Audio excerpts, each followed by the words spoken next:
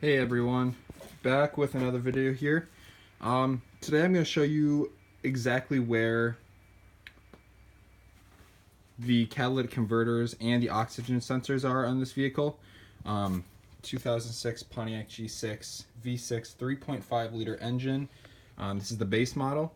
So what I wanted to do is show you where the two catalytic converters are, and where all four of the oxygen sensors are. And so what I'm going to do, I'll be able to show you the underside. I do have the heat shields still on, so I won't be able to show you those. But what I really wanted to tell you is the difference between bank 1 and bank 2.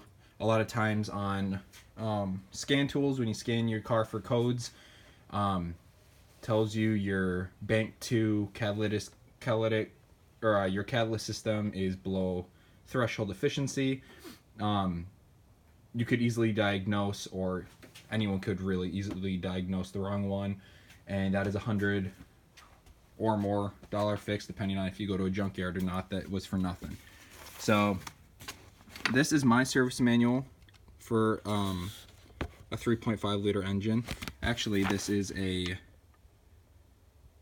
if you have any Pontiac G6 for how long they were made, actually I don't know if they were made through 2010, but 2005 through 2009, for any engine type, you should be covered with this manual if you wanted to get it.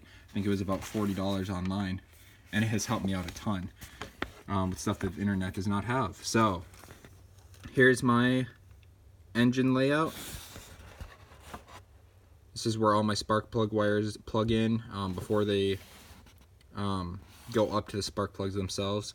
So my number one cylinder is in the back. Anytime your number one cylinder is in the back, that means that is where your bank 1 is for your catalytic converter. And I thought that was very odd. I have one down there in the front under that heat shield. I know you can't see back there, but I'll show you the underside, and there is one back there as well. We should see if we can't find it. You can see that silver heat shield, and that is my bank 1 on this vehicle, because directly under this, if we went straight into the engine right here, we'd run into number 1 cylinder. So it's number 1, number 2, 3, 4, 5, 6, and that is how it goes on this vehicle. And you can see that again in the diagram there if you ever want to pause and just take a screenshot of that. So what I have found is that I have a code on a previous video that I showed, and I'll link that in the description for you, how to read a code reader. But it said that my bank 2 is below efficiency, and I always thought that the one in the back would be bank 2 by my logic, but it's actually this one right here, which is a heck of a lot easier to get to, thankfully. So I'm actually going to end up changing both of them. I'm doing an entire exhaust exchange, but this right here is my bank 1, and there's only one bank, and one bank 1 and one bank 2. So sorry if that was confusing. There's only one bank 1 on a vehicle. So right here, bank 1, my first catalytic converter. This is an oxygen sensor right here, and being it is before the catalytic converter, that means it's my bank 1 upstream. So that's my upstream oxygen sensor. I'm going to get under the cart here, and I will show you the underside. Got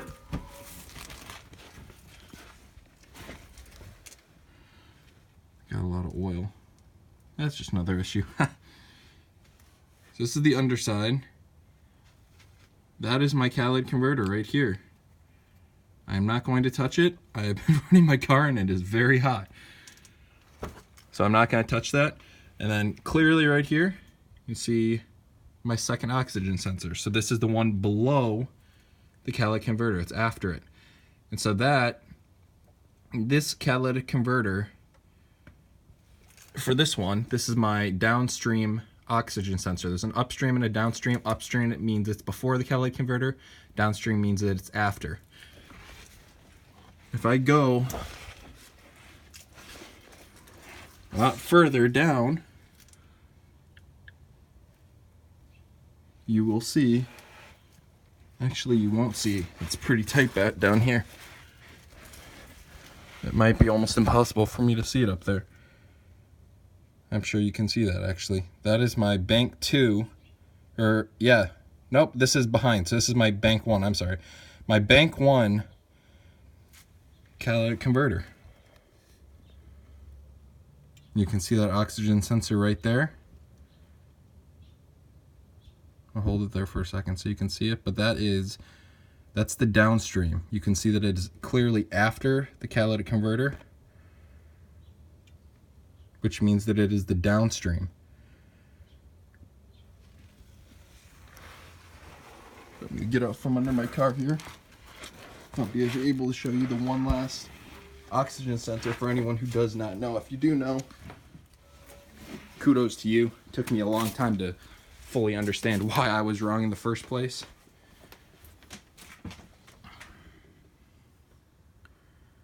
So right there, you can see the top of the catalytic converter. That,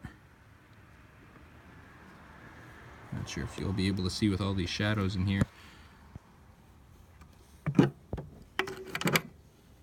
Actually, yep, so there you can.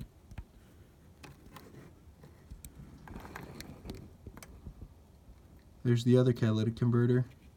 There's the other oxygen sensor. Right there, that's the upstream. Follow that gray cord. Ignore the black one in the middle that's trying to hide it.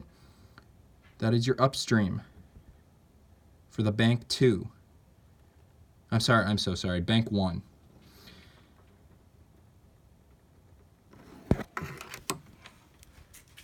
So in the front for my engine, you have upstream and downstream for the bank 2, because back here is the first cylinder, number 1, which means that catalytic converter down there in the back of the engine is bank 1. Bank 2 is in the front. It has an oxygen sensor for the top and the bottom, before and after the catalytic converter, which means when you are buying these, again, it took me a while to make sure I was getting the right ones. In the front, if I was to go out and get oxygen sensors, I'm going to get the catalytic converter, make sure it's the right one for my vehicle, and the right location, make sure it is the right bank. And this one, you would look for oxygen sensor 1, and then these are going to be oxygen sensor 2, upstream and downstream 2, upstream and downstream 1. Because if this is 1, you want to make sure that you're not buying the wrong oxygen sensors. That's the way they made the car. You want to make sure you follow everything about it to prevent any costly errors that are going to come up again. So any that are in the front for the Pontiac G6 2006, again, please consult your owner's manual or a repair manual like the one I showed you over there. For your make and model, your year, your type of car, and your engine. But yeah, one in the front, that is the location for it. You're going to be able to take that off, and I'll show you just how to take those off in another video. I'm going to remove both of those today or later this week, and so I'll be able to show you both of those. I hope this video was helpful for you. If you have any other questions, please leave them in the comments. I would love to help you guys more, as I'm learning myself. And I'm sure I could learn a lot more from any of you guys. So thank you for watching. Please like, subscribe, or share this video if you found it helpful. And I will see you guys next time.